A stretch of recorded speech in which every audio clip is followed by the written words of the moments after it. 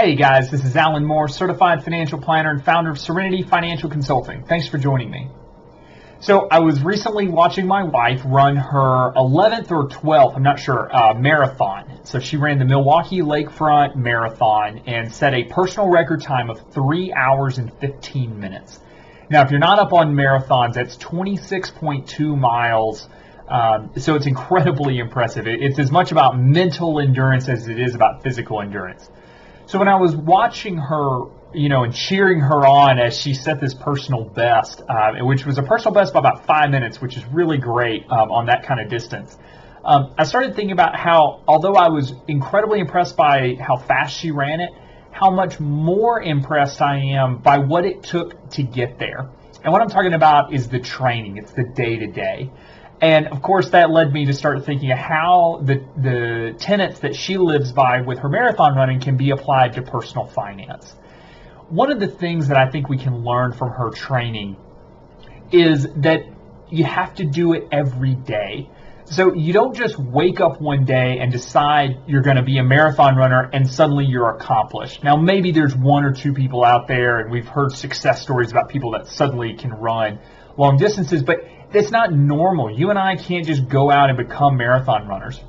If you ask her how she got started running marathons, she'll say, I don't know, because she's been running since middle school, slowly increasing the number of miles she runs every week until she's basically now running 60 plus miles a week.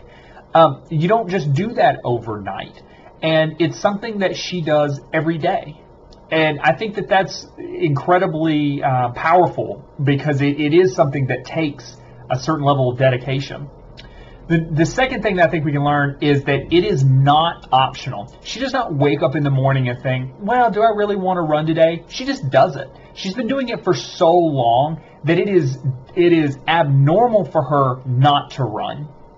So what she has done is created a habit so ingrained that it just happens. The question is not if she's going to run, it's when. I know she's going to run every day. She knows she's going to run pretty much every day, and she does take days off as her body needs, but she ran every day of our honeymoon. She runs every day on vacations and holidays and all the days in between, and that's great. But she doesn't wake up and wonder, I wonder if I need to run today. She just does it.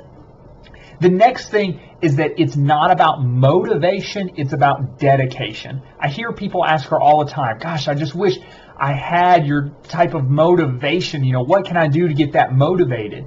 And truth be told, at 5:30 a.m., she's not any more motivated than you and I are. The difference is she's dedicated to what she's doing. I hear motivation or lack thereof used as an excuse frequently to not get started. The truth is, it's not about that she has this abnormal level of motivation. It's that she is dedicated to what she's doing and why. And that's what gets her out of bed every morning to go do it every single day. The final thing is about setting goals. So again, she doesn't just have this goal of overall physical fitness. She sets a time goal for each marathon. So right now, she's setting a time goal for her next marathon, which is going to be in about 6 months. She's going to set a goal, and she's going to work incredibly hard to accomplish that goal.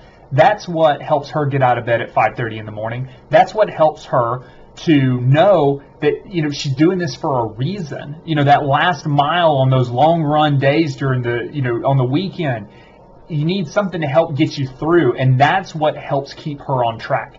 The other thing is it helps her to benchmark her progression. So she knows by setting goals, whenever she gets to the marathon, if she doesn't accomplish her goal, or maybe she slows down a little bit from her last one, she knows that her benchmark is that she didn't accomplish what she wanted to, and that she needs to switch things up a little bit in order to be able to accomplish those goals.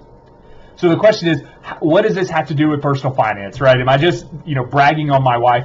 Yeah, I am bragging on her a little bit, but I think that there's a lot that we can learn, and these are just the primary ones that I kind of came up with. In our personal financial lives, people aren't just born money managers. They're not just born into, suddenly being so good at this stuff. It takes time. It takes dedication. You have to do it every day. It's something that you have to keep in the back of your mind, that it's something that you just do. It's not optional. Whenever your first spending plan goes awry, don't just ditch it. Try again. You have to just keep trying.